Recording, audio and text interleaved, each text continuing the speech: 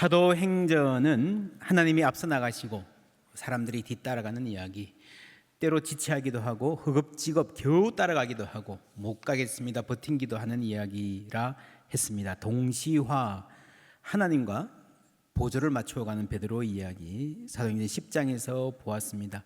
이방 선교의 문을 활짝 열어 가시는 하나님이 부르시는데 베드로는 버텼죠. 하늘에서 보자기가 내려오고 먹으라 그랬는데 거부했습니다. 이 일이 일어난 곳이 욥바입니다. 욥바가 본래 예루살렘의 항구였고요. 그 당시는 가이사랴라고 하는 큰 항구가 새로 생겼습니다. 로마군이 여기에 주둔했죠. 가이사의 도시라는 말입니다. 이 욥바가 전통적인 항구 도시인데 구약 성경의 아주 중요한 대목에서 나오죠. 함께 읽습니다. 그러나 요나가 여호와의 얼굴을 피하려고 일어나 다시스로 도망하려 하여 욥바로 내려갔더니, 아시리야, 니느웨 가서 전도해라, 이방인들에게 하나님을 증거해라 라고 했는데 거기에 대해서 못 가겠습니다 버티고 도망갔던 요나의 기적이 간직되어 있는, 그 기억이 있는 도시가 욥바입니다. 지난 주일에 탕자의 비유 결론을 보면서 그 다음 어떻게 되었을까 생각해 보았습니다. 이내 동생은 죽었다가 살아났으며 내가 잃었다가 얻었기로 우리가 즐거워하고 기뻐하는 것이 마땅하니라 했을 때에 형이 어떻게 반응했을까? 안 나온다 그랬죠. 무척 궁금합니다. 요나서의 마지막은 그렇습니다. 햇볕이 무척 뜨거운 날 하나님이 요나의 머리 위에 박넝쿨을 만들어 주십니다. 야, 시원하다 좋다 그랬는데 벌레가 와서 다 먹어버리고 마침 뜨거운 바람이 불어서 햇볕 때문에 죽을 지경입니다. 내가 못 살아, 하나님 때문에 못 살아, 하나님 어쩜 이러실 수가 있습니까? 항의하는 요나에게 하나님 말씀하시죠. 함께 읽습니다. 여호와께서 이르시되 내가 수고도 아니하였고 재배도 아니하였고 하룻밤에 났다가 하룻밤에 말라버린 이 박넝쿨을 아꼈거든. 하물며 이 큰 성읍 니느웨에는 좌우를 분변하지 못하는 자가 12만여 명이요 가축도 많이 있나니 내가 어찌 아끼지 아니하겠느냐 하시니라. 내가 어찌 아끼지 아니하겠느냐 요나야 하셨는데 이 다음에 어떻게 됐을까요? 요나가 어떻게 반응했습니까? 이게 요나서의 끝입니다. 희한하게도 요나가 어떻게 반응했는가 하는 말은 나오지 않습니다. 탕자의 비유와 너무 비슷하죠. 여러분, 성경이 여기저기서 다른 말을 하는 것 같아도 잘 보면요 같은 방향을 하고 있습니다. 탕자의 비유도 요나의 이야기도 결론 없이 열린 채로 끝이 나고 그 핵심은 이방인을 마음을 열고 받아들여라 라고 하는 하나님의 권유예요. 그리고 그 대답이 그 다음 이야기가 사도행전에 가서 나옵니다. 그리고 사도행전이 굉장히 중요한 성경이죠. 자, 요나가, 역사적인 요나가 어떻게 했을까요? 지난 주일에 첫째 아들이 아버지 말씀에 잘못했습니다 했을 수도 있겠다. 요나가 그랬다면 어떻게 됐을까요? 니느웨에 계속 머물면서 진심으로 니느웨 사람들 전도하고 니느웨를 축복하고 위해서 기도합니다. 만나는 사람들마다 붙잡고 우리가 니느웨를 선교해야 됩니다, 도웁시다, 살립시다, 기도합시다 설득하고 그랬을 것입니다. 물론 계속 전도하기 싫다 버티다가 혹은 도망가다가 큰 쓰나미를 만났을 수도 있겠지만 만약 요나가 진심으로 니느웨를 위해서 사역을 했다면 어떻게 됐을까요? 이런 박항서 감독이 베트남 가면 영웅이라 그러잖아요. 아마 니느웨의 빌리그레암, 타임즈에는 이런 식으로 났을 수도 있겠다 싶어요. 상상해 보자는 거죠. 그리고 고국 이스라엘에 돌아옵니다. 어떻게 됐을까요? 좋은 일을 하셨습니다. 국위를 선양했습니다. 환영하고 카프레이드하고 방송마다 인터뷰를 요청하고 그럴 수 있겠습니다. 그러나 그 반대로 체포될 수도 있습니다. 이스라엘의 적국 아시아를 이롭게 한 죄, 그렇죠? 돌 맞아 죽을 수도 있습니다. 만약에 박항서의 베트남 팀이 월드컵 진출권을 놓고 한국과 다투는 경기에서 한국의 역전승에서 쓰러뜨렸다, 한국이 탈락했다, 그러면 한국의 극성 팬들 중에서는 박항서 가만히 안 둔다, 그럴 수도 있을 것 같아요. 막 악플 달고요, 막 과거 들추어 공격하고요, 그렇죠? 어쩌면 살해 협박도 나올 수 있겠습니다. 21세기 한국 같으면 이 정도 극렬 팬들은 소수이겠지만 주전 8세기 요나 때는 대다수입니다. 요나 자신이 그런 사람이었어요. 그런 정세를 잘 알고 있었습니다. 주후 1세기의 예루살렘도 비슷했습니다. 그런 사람 죽여버리고 말겠다. 그게 사울이잖아요. 이방인을 대하는 태도에서 니느웨에 못 간다고 버티는 요나나, 죽어도 그런 음식 못 먹습니다, 저런 사람들과 어울리지 않겠습니다 하는 베드로, 혹은 한 발 더 나가서 그런 사람 있으면 죽이고 말겠습니다 하는 사울, 같은 태도죠. 여러분, 이것이 욥바라는 항구에서 일어난 일입니다. 이제 이 욥바 가이사랴 왔다 갔다 하면서 생긴 일이 이 예루살렘이라는 곳에 소식이 전해집니다. 오늘 말씀은 11장 말씀은 예루살렘에서의 일입니다. 함께 읽습니다.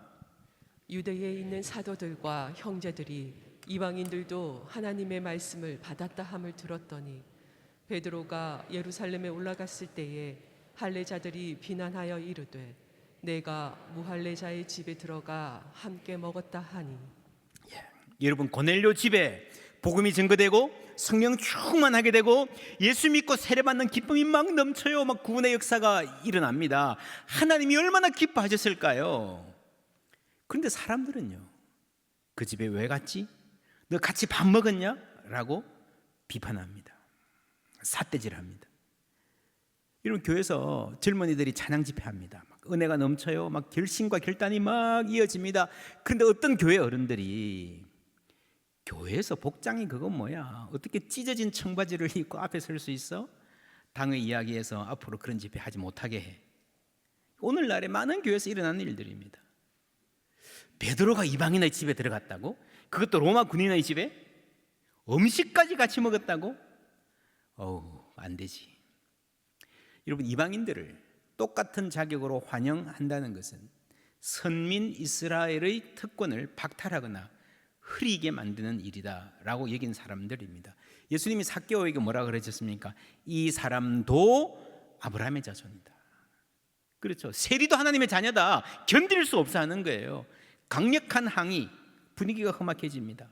베드로가 하나님 부르심을 따라서 이제 겨우 하나님과 보조를 맞추니까 이제는 베드로와 다른 성도들 사이에 거리가 생겨버렸습니다. 학교에서 어떤 중요한 일이 있을 때에 선생님이 학생들을 설득합니다. 학생들은 반대합니다. 반장이 맨 앞에 서서 반대합니다. 그러다가 선생님이 계속 설득하니까 그 말을 알아듣고 예, 맞습니다, 맞습니다, 선생님을 따릅니다. 그런데 아이들이 반장도 거부하는 거야. 야, 너 배신 때리는 거야? 너 혼자 선생님에게 잘 보이려고 그러는 거야? 말이 안 돼, 그거 하면 안 돼. 그 반장이 베드로입니다.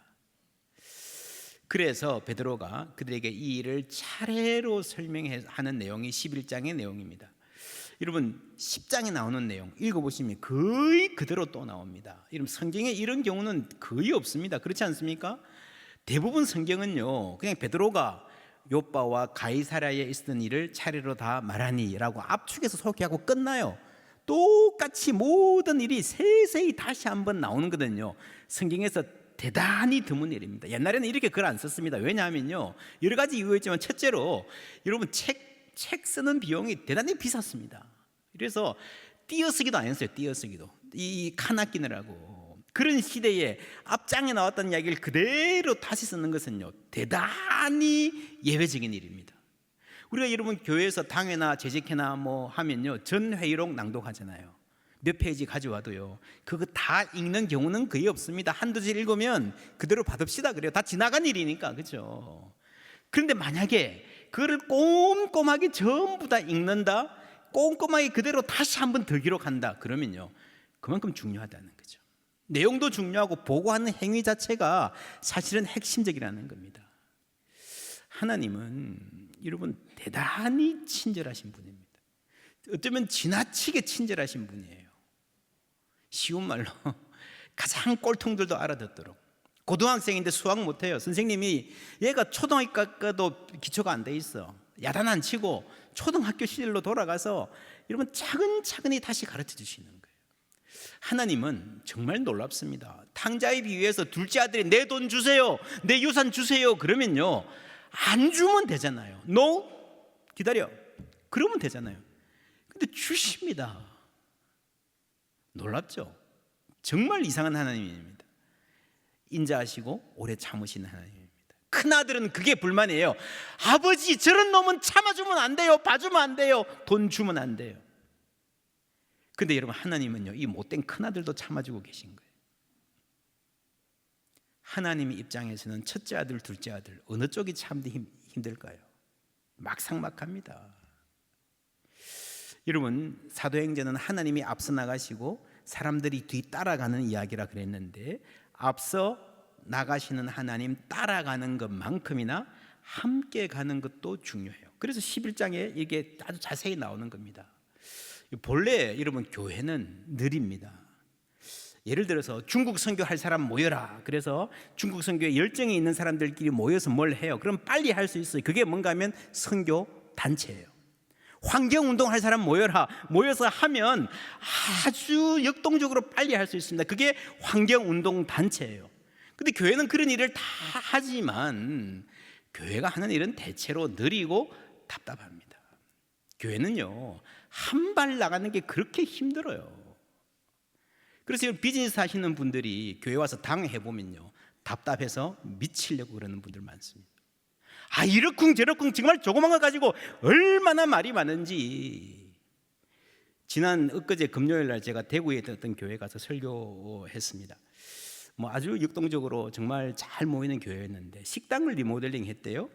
교회마다 지금 요즘에 소그룹 방이 없어서 교회 안에 이 식당에서 소그룹 할 수 있도록 하자. 그래서 좀 소그룹 하기 좋은 환경으로 카페처럼 이렇게 식당을 다 만들었습니다. 코로나 때 공사했다 그래요. 제가 우리도 해야 되는데 부럽네요. 그러니까 그 목사님 장로님들이 저한테 그래요. 목사님, 이거 우리 디자인 하는 데만 2년 걸렸습니다.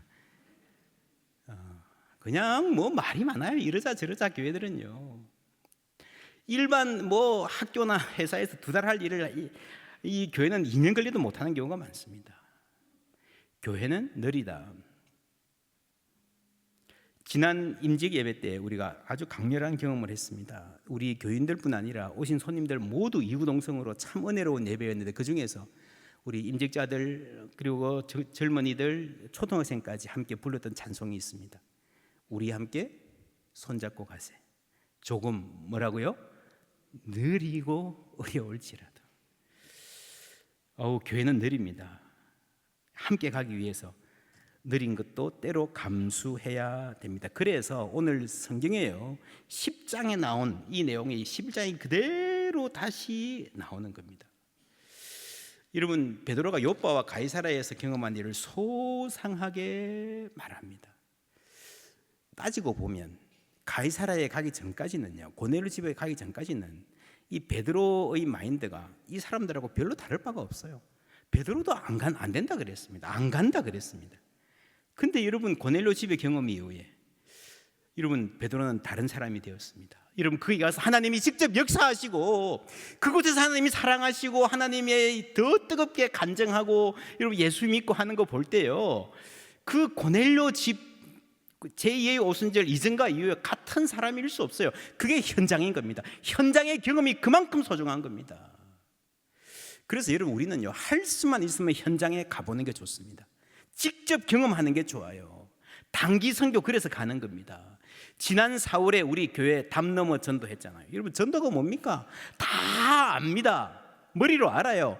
근데 여러분, 담 넘어 전도 가가지고요, 그 시골 마을 가가지고 전도해본 사람과 그 공기를 느껴본 사람과 시골에 정말 어려운 교회 가서 함께 예배하고 기쁨에 넘치는 성도들 만난 경험, 그 시골에서 어른들 찾아가면서 복음을 전하느라고 땀 흘렸던 그 경험, 한 사람과 하지 않은 사람은요, 전도라는 데서 기본적으로 이해가 다를 수밖에 없습니다. 그래서 여러분, 할 수만 있으면 현장에 가는 게 좋아요. 전도 잘 못해도 좋아요. 준비 안 되셔도 좋아요. 기회 있을 때 꼭 가보시라고 권하는 겁니다. 다음 기회는 놓치지 마시기를 축원합니다. 우리 교회 전도대들 강정 들어보면요, 여러분, 전도의 현장에서 느끼는 하나님 경험은요, 차원이 다릅니다. 우리 잘하는 청소년들, 청년들, 아이들도요, 가급적 선교 현장에 보내는 게 좋습니다. 꼭 해외일 필요 없습니다. 우리 주위에 얼마나 전도하고 봉사할 때가 많습니까? 우리 당회도 정기적으로 선교회 현장 다른 교회들 방문하는 거 소중하게 생각합니다. 한 달 전에 우리 목사님, 장로들 몇 분이 경기도 서울까지 가서 예배드리고 그렇게 왔습니다. 우리 교회를 어떻게 좀 잘 디자인해야 되나. 여러분, 가본 분들과 가지 않은 분들은 완전히 다릅니다. 완전히 다릅니다. 물론 모두가 모든 곳에 가볼 수는 없어요. 그래서 교회는요, 하나님의 사역은요, 현장에서 하나님 일하시는 것을 증언하고 그 경험을 나누는 것이 굉장히 중요합니다. 선교를 보고하는, 그게 선교적 교회죠. 오늘 베드로가 하는 말 같이 한번 들어보십시다. 17절부터 함께 읽습니다. 그런즉 하나님이 우리가 주 예수 그리스도를 믿을 때에 주신 것과 같은 선물을 그들에게도 주셨으니 내가 누구이기에 하나님을 능히 맡겠느냐 하더라. 그들이 이 말을 듣고 잠잠하여 하나님께 영광을 돌려 이르되 그러면 하나님께서 이방인에게도 생명 얻는 회개를 주셨도다 하니라. 아멘. 이 말을 듣고 그 다음에 뭡니까? 잠잠하여. 여러분, 이 사이 듣고 잠잠하여, 이 사이에 여러분 인생이 바뀌고 공동체가 바뀌고 역사가 바뀌는 순간입니다. 하나님의 말씀이 내 앞에 오는 순간입니다. 5절에서 베드로가 이랬습니다. 내가 욥바시에서 기도할 때에 황홀한 중에 환상을 보니 큰 보자기 같은 그릇이 내 귀에 매여 하늘로부터 내리어, 그 다음에 뭐예요? 내 앞에까지. 이런 하늘부터 내렸는데 저기 있었으니까 뭐 내가 볼까 말까 그게 아니고요, 하나님이 딱 내 앞에까지, 이건 너에게 주는 도전이야 라는 것을 피할 수 없을 정도로 갖다 놓으실 때가 있다라는 겁니다. 이게 하나님이 나에게 오셔서 결단을 요구하시는 겁니다. 이건 이런 직접 경험이기도 하고 말씀을 통한 간접 경험일 수도 있습니다. 18절에 그들이 이 말을 듣는 이 순간입니다. 여러분, 베드로와 같이 똑같이 경험하지 못했지만 그 말씀을 하나님이 증거하게 하실 때에, 그 말씀을 들을 때에 이제는 이게 내 앞에 왔구나. 얼마 전에는 베드로 앞에 와서 베드로가 결정했어야 되는데 이제는 하나님의 말씀을 통해서 내 앞에 그 결단의 순간이 왔구나라고 할 때에 그 말씀에 어떻게 반응하는가에 따라서 우리의 인생의 방향과 교회의 방향이 결정되는 거예요. 이 사람들이 어떻게 했습니까? 듣고 잠잠하여 하나님께 영광을 돌리고 결정을 합니다. 이방 선교를 결정을 합니다. 그래서 여러분, 그것이 말씀의 현장입니다. 우리 신앙에 많은 현장이 중요한데 가장 중요한 것은요, 말씀이 선포되는 말씀의 현장입니다. 2절에 할례자들이 비난하여 그랬습니다. 아주 시끄러워요. 막 삿대질해요. 은성이 높아요. 그냥 자기 주장 막 해요. 그냥 비난해요. 그냥. 18절에 듣고 잠잠하여. 의견과 의견이 충돌하다가 찬성과 반대 토론이 막 비난이 난무하다가 어느 순간에 잠잠해지는 거예요. 이 교회는 이런 순간이 있어야 됩니다. 우리의 마음도 그렇습니다. 우리의 마음에 여러분 얼마나 시끄러운 생각이 막 오갑니까? 막 교만과 열등감과 미움과 시기와 여러분 낙심과 막 충돌하다가요, 어느 순간에 고요한 바다처럼 잠잠해지는 순간이 오는 것 여러분 경험하셨습니까? 할렐루야.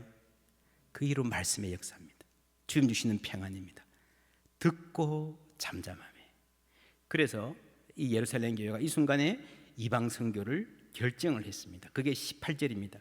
그 바로 다음에 19절에 어떤 일이 일어나는가? 19절부터 함께 읽습니다. 그때에 스데반의 일로 일어난 환란으로 말미암아 흩어진 자들이 베니게와 구브로와 안디옥까지 이르러 유대인에게만 말씀을 전하는데 그 중에 구브로와 구레네 몇 사람이 안디옥에 이르러 헬라인에게도 말하여 주 예수를 전파하니 주의 손이 그들과 함께 하심에 수많은 사람들이 믿고 주께 돌아오더라. 보세요. 예루살렘과 베니게와 구브로와 안디옥 지도 보세요. 지금 이 예루살렘 교회는 가만히 자리에 앉아가지고요, 고넬료 집에 갔니 안 갔니 막 이러는데요, 사실은 실제 지금 상황은요, 많은 사람들이 흩어져 가지고 시리아의 베니게의 구브로 섬까지 가가지고요 복음을 증거하고 있는 거예요. 이미 이방인들에게 복음이 번져 나가고 있는 현실이 있는 겁니다. 주의 손이 함께 하심에 하나님이 하시는 일이에요. 고넬료 집뿐 아니라 하나님은 이미 저만치 앞서 나가서 온 세계가 복음의 물길로 가고 있는 겁니다. 예루살렘 교회가 얼마나 답답한 교회입니까? 근데 만약에 18절에 이 결정, 베드로 그래 괜찮아, 이 결정을 안 했으면요 이 교회에 대단히 큰 어려움이 있었을 것입니다. 아니 이방인한테 전도한다고 말이 안 되지. 그래서 여러분 이 이 이방인 교회와 예루살렘 중심의 유대인 교회가 큰 분열이 있을 뻔했습니다. 여러분, 그래서 우리는요, 내가 뭘 하고 싶다 이거보다는요, 하나님이 이 세상 가운데 어떻게 일을 행하시는지, 하나님이 세상 가운데에 흩어진 그 사람들을 통해서 내 생각에는 저 사람들 예수 믿을 것 같지 않아, 저 사람들 걸렸어, 저러면 안 돼 하는 그 사람들이 우리보다 훨씬 더 예수 잘 믿고 전도 잘하고 있을 수 있다는 열린 마음이 있어야 되는 거예요. 세대 간의 문제도 마찬가지입니다. 교회 교육은요, 무엇보다도 하나님이 우리 자녀들의 삶에 어떤 일을 행하시는지, 그들이 지금 세상에서 어떤 세계를 살아가고 있고 하나님이 그들을 어떻게 이끌고 가시는지에 대한 민감한 열린 자세가 있어야 됩니다. 그게 아니고 옛날에 우리는 이렇게 했는데 본래 교회 학교는 이런 거야, 너무 어른들 생각만 강요하는 것은 아닌지, 낡은 틀만 자꾸 고집하는 건 아닌지. 여러분, 아이들은 저만치 앞서가는, 지난주에 그랬잖아요. 이 세상은 100마일로 가는데 학교는 10마일로 간다 그랬잖아요. 교회는 다릅니까? 지난주에 이런 기사가 났었습니다. 주운 카드로 300원 긁은 여학생들, 감동이었다 말 나온 이유. 제주도에 있는 60대 남자분이에요. 어느 날 저녁에 문자를 보니까 300원 결제 문자가 들어왔습니다. 조그만 돈이니까 뭐 수수료 나갔나 하고 그냥 신경 안 썼어요. 다음 날 지갑을 보니 크레딧 카드가 없는 거예요. 버스에서 떨어뜨렸나 봐요. 그래서 그 편의점에서 이 끌어졌길래 가봤습니다.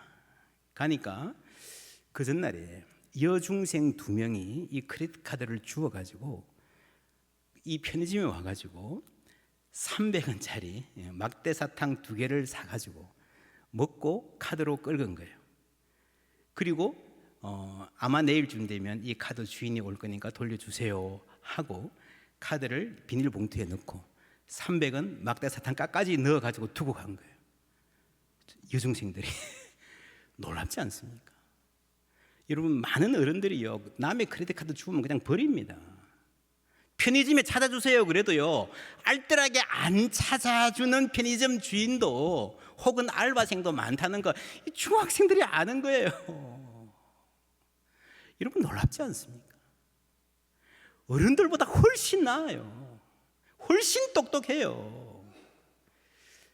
여러분, 옛날에는요, 저희들 중고등학교 때문에 교회가 그래도 이 중고등학생들 어른 취급을 해줬습니다. 그죠? 밖에 나가서는 그냥 맨날 두들겨 맞고, 그래도 교회 오면 앞에 나가 사회도 하고 회장도 하고 그랬잖아요. 그죠? 지금은 교회가 아이들을 가장 애기 취급합니다.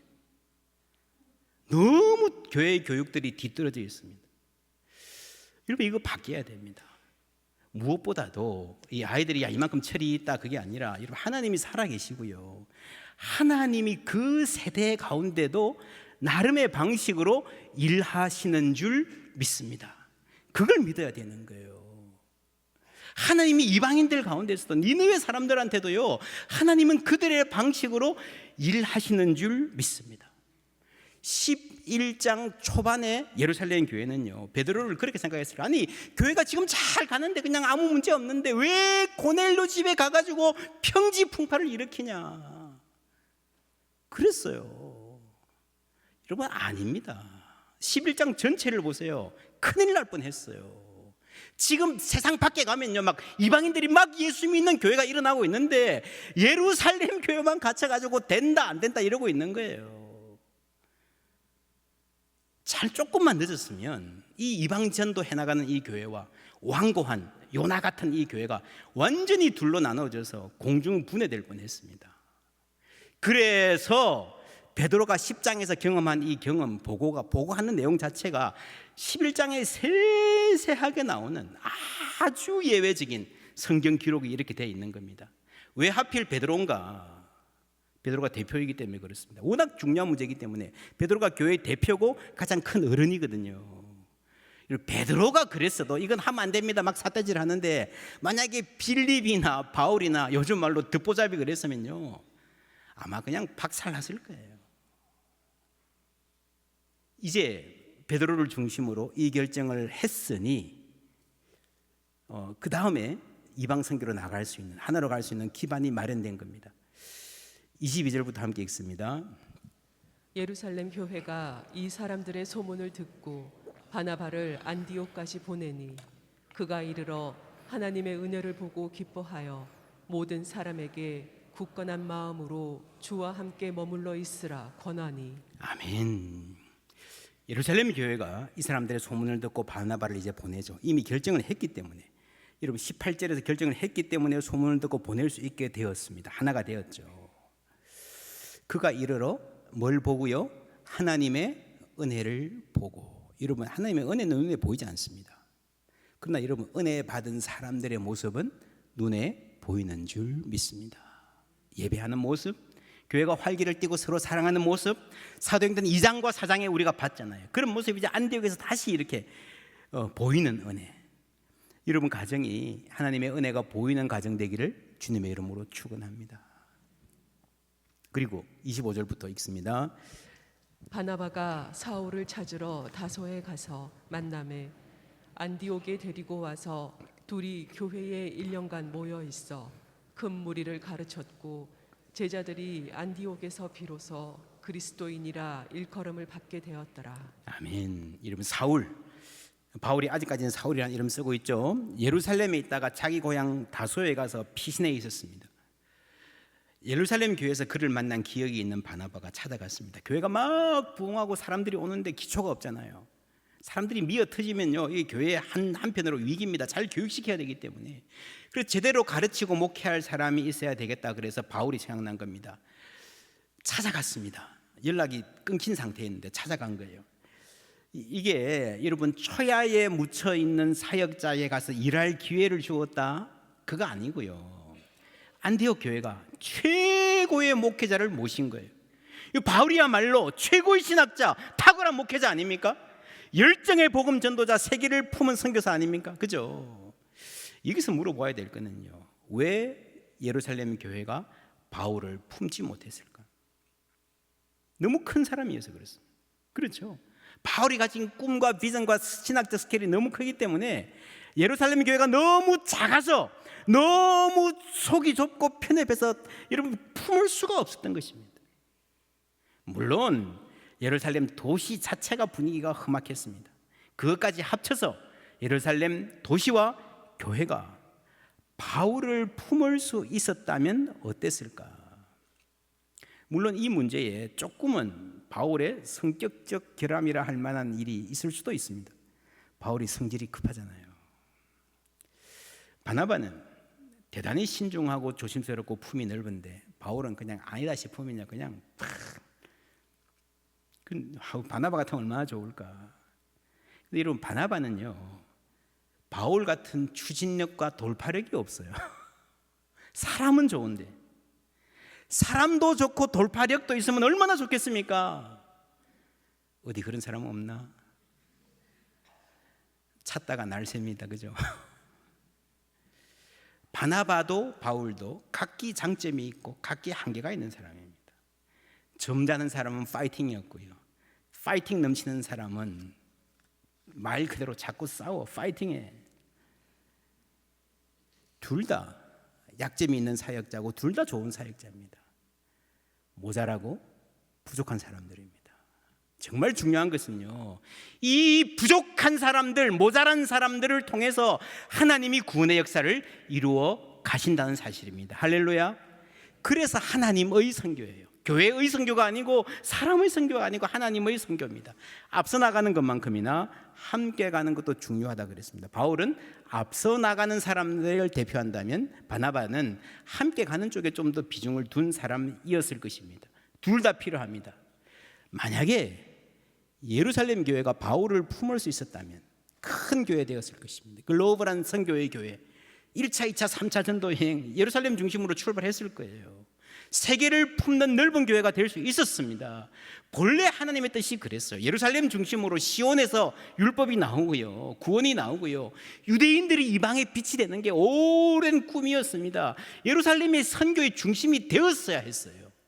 이 큰 계획에서 바울은 하나님의 결정적인 카드였습니다. 예루살렘 교회가 바울을 품지 못한 것이 그 비전에 걸맞는 교회가 되지 못한 결정적인 이유입니다.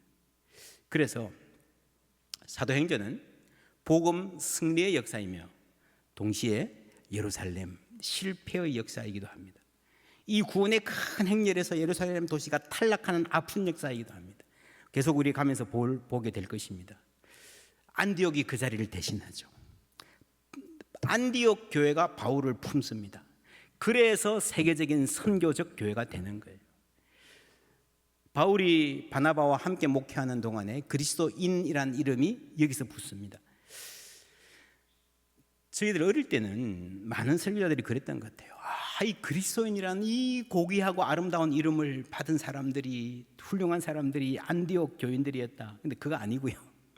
이게 뭐 특별히 칭송이라는 근거가 없습니다. 또 어떤 사람들은 그래서 이거는 그리스도인이란 말이 경멸조의 이름이다. 그것도 근거는 크게 많지 않습니다. 안디옥에서 예수 믿는 사람들이 그리스도인이라 불렸다는 사실 자체가 대단히 박수받고 인정받았다는 근거도 아니고요, 경멸조였다 단정할 근거도 없습니다. 분명한 것은 그 교회가 사람들 눈에 보였다는 것입니다. 안디옥 교회는 visible church, 눈에 보이는 교회였습니다. 이 말은 교회 건물이 눈에 띈다는 말이 아니에요. 당시에 교회 간판 붙은 교회는 하나도 없었습니다. 사람들의 삶이 다르다는 거죠. 생활 방식이 다르다는 거죠.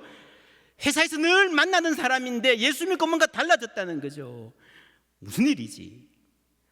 우리 이웃집 사람인데 형편은 우리하고는 정말 비슷한데 사는 거 보면 저 가정은 뭔가 다른 것 같아. 저 집 아이들은 다른 것 같아. 물론 그 중에는 궁금해하는 사람도 있었고 존경하는 사람도 있었습니다. 이상하게 여기는 사람도 있고 매료되는 사람도 있었습니다. 비판하고 핍박하는 사람도 있고 찬사를 보내는 사람도 들어 있었습니다. 어쨌거나 공통된 것은요, 사람들 눈에 보였다는 거예요. 다르게 살았고 다르게 보였다는 것입니다. 그래서 이름이 필요한 거예요. 이름이 필요한다는 것은요, 독립적인 정체성이 생긴다는 이야기입니다. 그전에는 유대인들의 일부, 유대교의 한 분파, 유대인들 중에서 조금 더 독특한 튀는 사람들, 이 정도 느낌이었는데 이제는 완전히 다른 그룹으로 정체성이 생기는, 그래서 그들은 보이는 은혜, 바나바가 그랬죠. 은혜를 보고, 그리고 세상에서도 보이는 교회가 되었던 것입니다. 이 교회는요, 세상에 보이는 교회가 되어야 됩니다. 뭔가 다르다. 교회가 어떤 형태로든지 자신의 캐릭터를 가져야 됩니다. 그러면서 그 성품으로 세상에 말하는 것입니다. 그것이 세상의 빛이라는 말입니다.